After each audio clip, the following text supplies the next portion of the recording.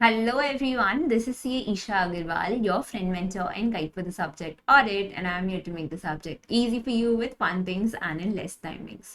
तो आज है हमारा day 5 model test paper series का एंड आज हम सॉल्व करने वाले हैं model test paper 5। Model test paper 5 जो है वो सितंबर 24 के एमटीपी से लिया गया है and till I remember model test paper 4 भी सितंबर 24 के एमटीपी से लिया गया था। So I guess that was series 1 and ये जो आज हम सॉल्व कर रहे हैं this is series 2 of MTP of September 24। इसमें मैंने कोई भी केस सिनारियोज नहीं इंक्लूड किए हैं because case scenarios were on the easier side. तो हम कॉन्सेंट्रेट करेंगे ऑन द डिस्क्रिप्टिव पार्ट और द डिस्क्रिप्टिव क्वेश्चंस एंड आइए क्वेश्चन को पढ़ते हैं। CDE Private Limited, a manufacturing company, has made investment in some shares of some blue chip companies. Additionally, it had temporarily deposited some of its extra fund in the fixed deposits with a scheduled bank. Dividend from shares amounting to rupees 1.8 lakhs net of TDS rupees 20,000 and bank interest of rupees 2.7 lakhs net of TDS rupees 30,000 were credited in the bank account of the company. During the year 23-24, it has also sold some shares, resulting in the net gain of rupees 5 lakhs. The company has shown the above incomes under the head Other Income for consolidated amount of rupees 9.5 lakhs in the statement of P&L. No other information is furnished in the financial statements put up for audit, as the auditor of a company discuss whether the above situation constitutes misstatements in the financial statements of the company. Also state few examples of misstatement. तो यहाँ पे बोल रहा है CDE private limited करके एक company है, CDE private limited करके एक कंपनी है। अब ये जो है मैन्युफैक्चरिंग कंपनी है एंड इनके जितने एक्स्ट्रा फंड्स थे ना, इन्होंने सोचा उसका इन्वेस्टमेंट कर देते हैं। तो इन्होंने कुछ ब्लू चिप कंपनीज के शेयर में इन्वेस्टमेंट की एंड कुछ अमाउंट FD में डाल दी। अब ये जो इन्होंने इन्वेस्टमेंट किया इससे इनको इनकम जनरेट हुआ, जैसे डिविडेंड फ्रॉम शेयर्स मिला रुपीज 1.8 लाख का, बैंक इंटरेस्ट मिला रुपीज 2.7 लाख का एंड इन्होंने कुछ शेयर्स बेचे जिसकी वजह से इनको 5 लाख का गेन हुआ on the sale of shares. इन्होंने क्या किया, इन सबको कंसोलिडेट किया एंड उसको एज अदर इनकम शो किया। अब क्वेश्चन आपसे पूछ रहा है क्या जो आपको इन्फॉर्मेशन दिया है उसमें आपको कहीं लग रहा है that this constitutes as a misstatement. Also आपको बताना है अदर एग्जाम्पल्स ऑफ मिसस्टेटमेंट क्या होते हैं। सबसे पहले बात करते हैं मैम मिसस्टेटमेंट होता क्या है। So misstatement basically means difference in the amount, presentation, classification and disclosure as per financial statements and as per financial reporting framework. यानी जैसा फाइनेंशियल रिपोर्टिंग फ्रेमवर्क में होना चाहिए था, जैसा presentation, classification, amounts, disclosure as per financial reporting framework होने चाहिए थे, अगर उससे कुछ डिफरेंस है फाइनेंशियल स्टेटमेंट्स में तो हम उसको कहते हैं मिसस्टेटमेंट्स। मिसस्टेटमेंट्स दो टाइप के हो सकते हैं, एरर या फ्रॉड। अगर मिसस्टेटमेंट अनइंटेंशनल है तो उसको हम कहते हैं एरर, मिसस्टेटमेंट इंटेंशनल है तो हम उसको कहते हैं फ्रॉड। अब यहाँ पे मिसस्टेटमेंट तो हुआ है मैम, कैसे मिसस्टेटमेंट हुआ है तो आपको बताया है डिविडेंड आया है 1.8 लाख का, but this is net of TDS, यानी ग्रॉस इनकम कितना हुआ है 1.8 प्लस 0.2 दैट इज 2 लाख। फिर बैंक इंटरेस्ट आया है 2.7 लाख का, but this is yet again net of TDS, यानी ग्रॉसली कितना इनकम आया है, ग्रॉसली कितना इंटरेस्ट आया है 3 लाख, 2.7 लाख प्लस 30,000 का। एंड फाइनली आया है net gain on sale of shares of rupees 5 lakh. अब इन्होंने क्या किया है 1.8 प्लस 2.7 एंड प्लस 5 मिला के 9.5 अदर इनकम में दिखा दिया है, पर ये गलत है मैम, गलत है। ऐसा ही तो करना था, जितना अदर इनकम है उसको ऐड करो और अदर इनकम में शो करो। क्या गलत किया इन्होंने ये गलत किया कि instead of showing gross income इन्होंने net of TDS income show कर दी है। अगर आपको इनकम की एंट्री पता हो तो इनकम की entry goes like this, bank TDS receivable to other income, bank TDS receivable to other income, यानी अदर इनकम में ग्रॉस अमाउंट जाता है, बैंक में नेट अमाउंट जाता है, जो TDS का अमाउंट है वो TDS रिसीवेबल में जाता है। तो मतलब आप कह रहे हैं मैम इनको कितना अदर इनकम शो करना चाहिए था 2 + 3 + 5 दैट इज 10 लाख का इनकम इनको शो करना चाहिए था as per FRF.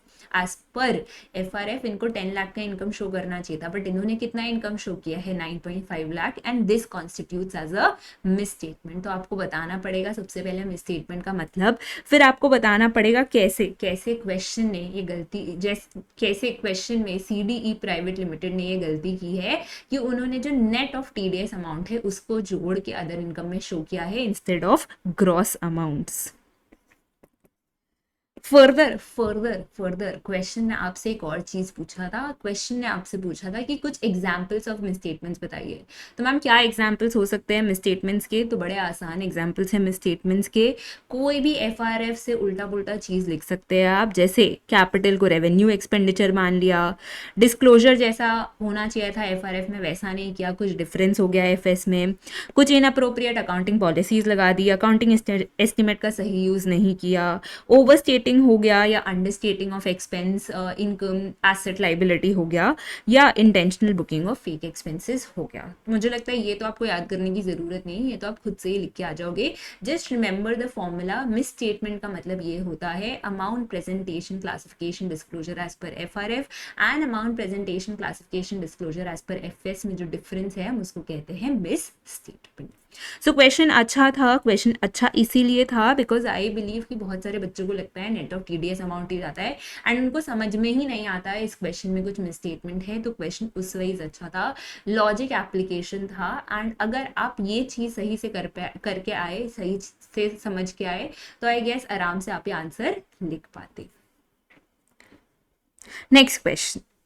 While planning the audit of Me Limited, CAM has planned nature, timing and extent of risk assessment procedures to identify and assess risk of material misstatement.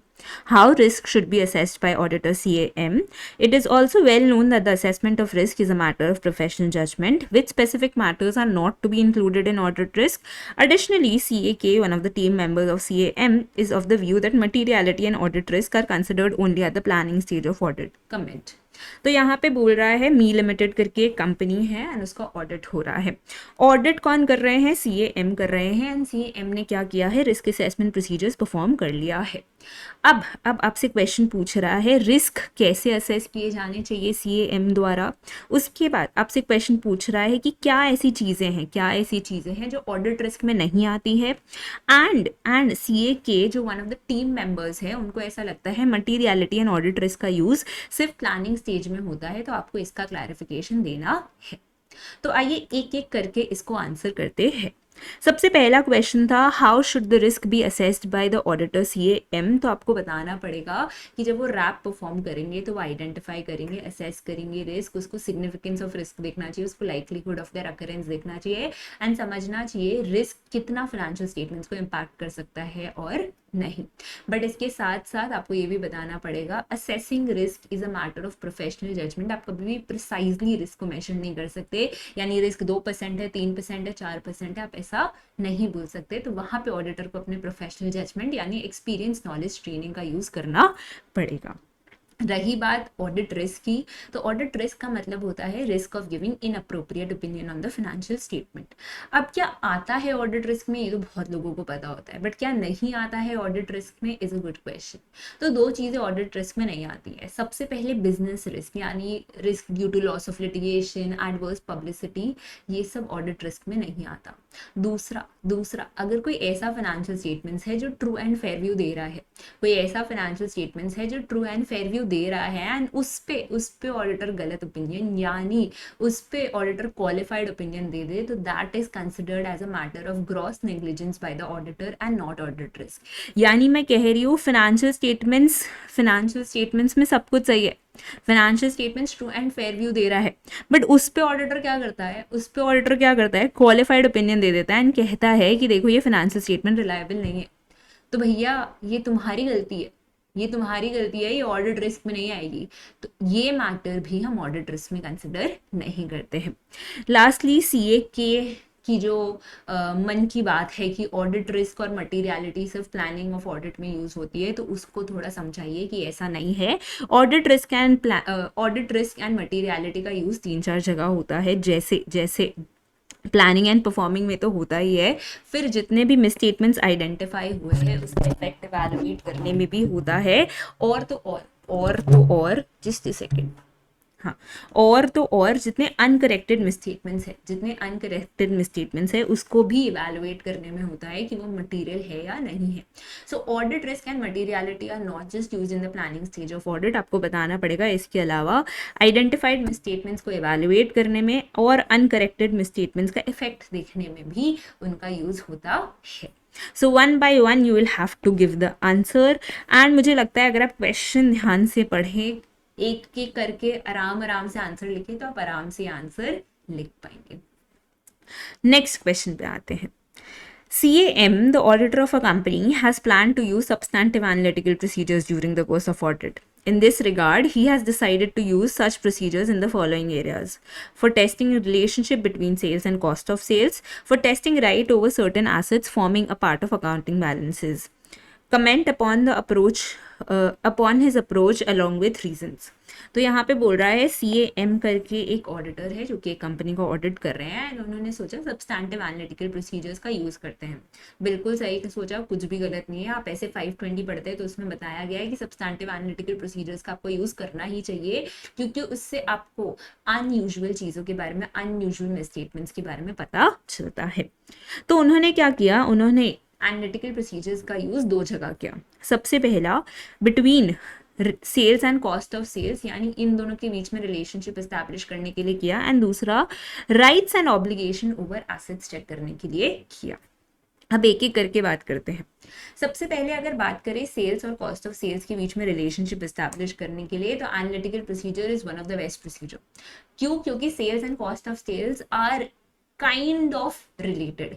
Simple सी बात सोचो ना, जितने goods sold हुए होंगे उसके around goods produce भी हुए होंगे, तो आपको पता चल जाएगा कुछ भी, यानी कोई भी सेल्स या कॉस्ट ऑफ सेल्स हद से ज्यादा ओवर स्टेटेड और अंडरस्टेटेड तो नहीं है। प्लस आप इन दोनों के बीच में एक रिलेशनशिप भी एस्टैब्लिश कर पाओगे, पास्ट ट्रेंड्स भी देख पाओगे, एंड उसके हिसाब से एक एक्सपेक्टेशन भी डेवलप कर पाओगे, एंड अगर कुछ गलत होगा तो उसको डिकोड भी कर पाओगे। सो सेल्स और कॉस्ट ऑफ सेल्स के बीच में तो जो रिलेशनशिप एस्टैब्लिश करके वो एनालिटिकल प्रोसीजर लगा रहे हैं वो बिल्कुल सही है, उसमें कोई भी दिक्कत नहीं है, बिकॉज डेटा प्रेडिक्टेबल है, इसमें एक्सपेक्टेशन क्रिएट करना आसान है, प्लस इससे आपको अनयूजुअल चीजों के बारे में पता भी चल सकता है। So auditor's approach is appropriate in this case.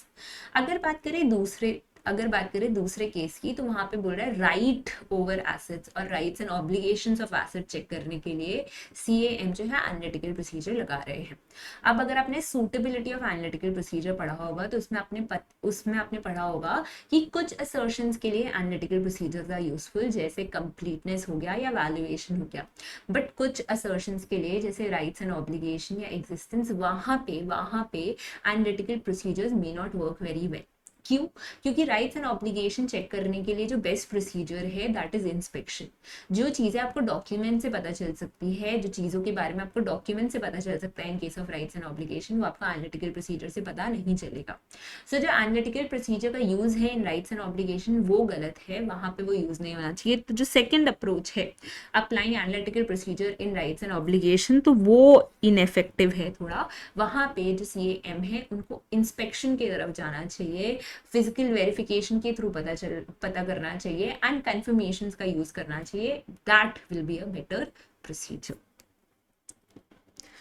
Next, during the course of statutory branch audit of a nationalized bank, CA Amrish is performing audit procedures in relation to the advances.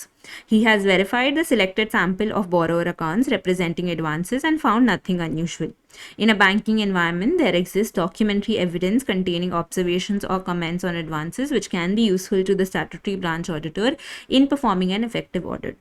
List out few documentary evidence which can be made use of by CA Amrish. तो यहाँ पे बोल रहा है एक nationalise bank है and उसका audit CA Amrish कर रहे हैं।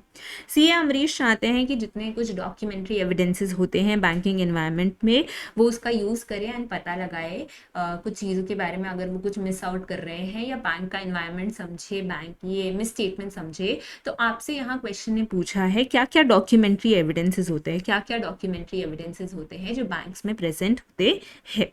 तो मैं बता दूं 4 से 5 या 6-7 एविडेंसेस है, 6-7 डॉक्यूमेंट्स है जो बैंक के पास एडिशनली होता है, जिसको स्टैट्यूटरी ऑडिटर रेफर कर सकता है एंड पता लगा सकता है अबाउट द बैंक का एनवायरनमेंट एंड बैंक का फंक्शनिंग।